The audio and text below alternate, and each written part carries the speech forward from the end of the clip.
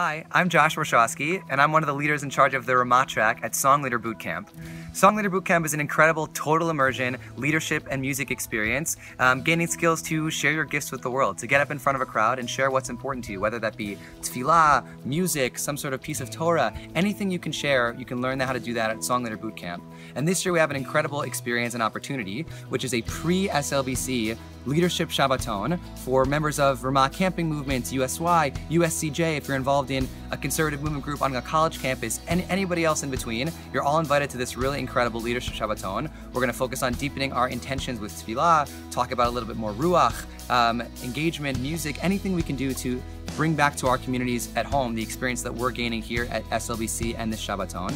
It's going to be from February 17th to February 19th, so mark your calendars. A really amazing experience that you'll stick around there for the Shabbaton and join us for the SLBC conference with everybody else who will be attending.